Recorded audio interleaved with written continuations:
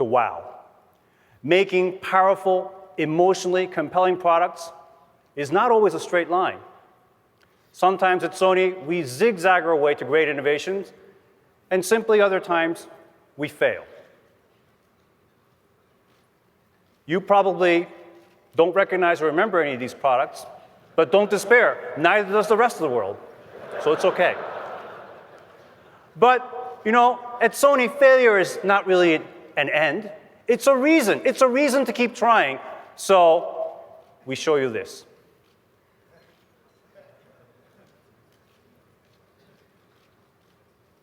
This is the Betamax.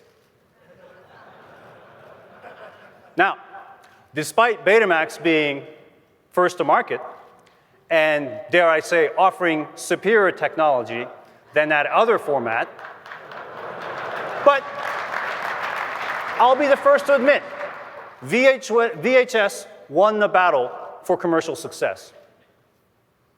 However, before you completely write off Betamax based on its failure to become the consumer standard, think about it as an idea.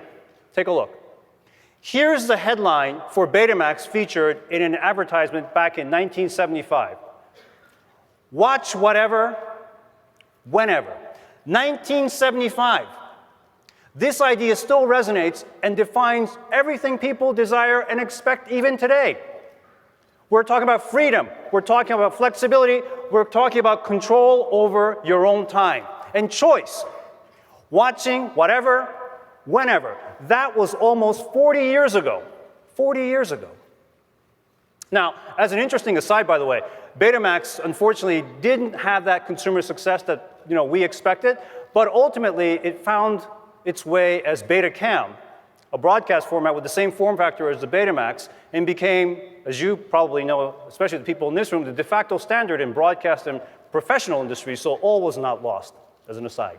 Anyway, so we continue to be driven by that desire to evolve this idea of unlimited and improved access of watching whatever, whenever, while at the same time meeting consumer demand for experiences that are untethered from conventional devices and conventional wisdom.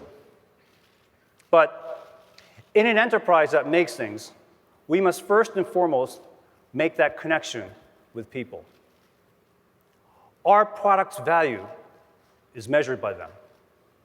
And we find that it's not just functional value that people desire, but the deeper and more elusive emotional value. Emotional value. And in Japanese culture, we call this Kando. Kando translates to mean emotional involvement.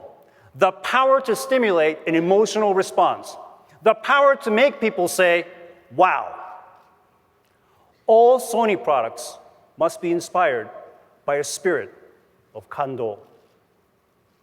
Advanced technologies and more elegant ergonomic designs are important ways products can seduce our sense of sight, sound, and touch. The wonder once associated with tangible products has been expanded by the migration of content, games, music, television, and a lot more to the cloud.